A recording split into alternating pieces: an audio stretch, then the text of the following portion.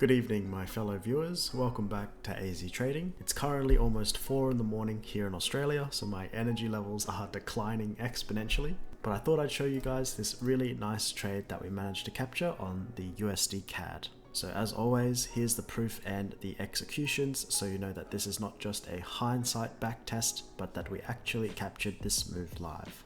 So here are the executions and there are the labels, where you can see my entry position with very minimal drawdown, my 3 partials that I took, leaving 10% to run and getting stopped at my break-even level. Alright, now let's get into the strategy that we used to capture this trade. So in most videos you see me trading the indices like the Nasdaq, the Dow and the S&P, but I've also been using this same pattern to trade Forex pairs for years now and can confidently say that it works both in indices as well as Forex. If you've got any doubts, spend some time with the pattern and the strategy and you'll be surprised how often it occurs. So the pattern we trade with is the RMR pattern, where first we look for a raid, and I'm just going to speed through this example because I want to get to bed and sleep is very important, so never forget to prioritize your health. So as I was saying, the first thing we look for is the raid, but before we even do this, we need to find where our likely objectives are, so what we should be aiming for. So if I zoom out into a 4-hour or a higher time frame chart, we can see that there are daily equal highs above,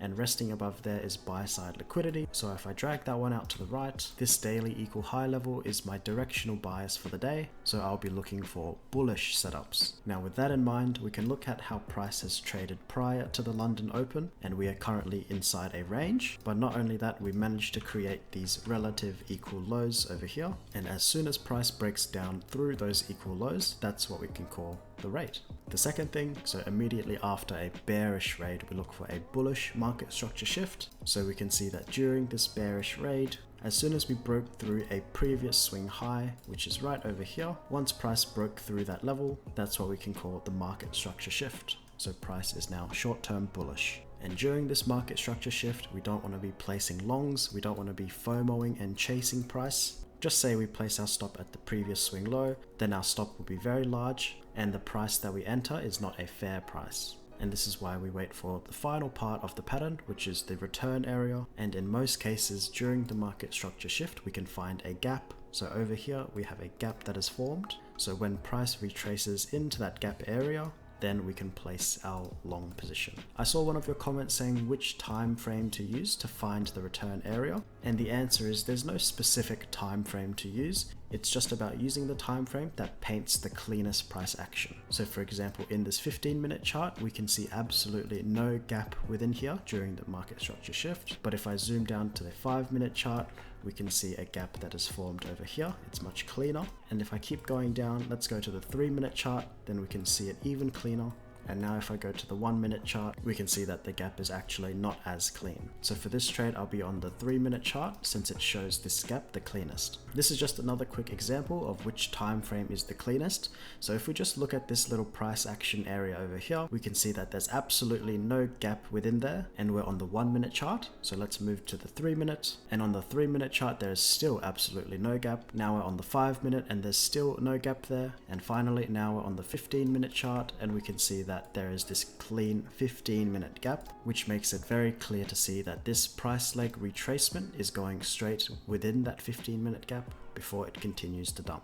So basically, we just want to keep changing time frames until price action is the cleanest for us. I hope that made some sense. Alright, so back to our trade, we're up to the return, and just to make sure we're getting a fair price, we can draw a fib from the bottom of the raid to the top swing of the shift, and as long as price is under this 50% level, that will be considered a discount in price, meaning it is a fair priced long. And as you can see, I placed my long position as soon as price filled this gap completely, and immediately after, you can never forget about your stop loss, which in my case is at the bottom of the raid down here. And finally, we can look for objectives above. So the different objectives that I take are at areas of liquidity and areas of gaps. So we can see as we broke through this swing high, I took off my first partial.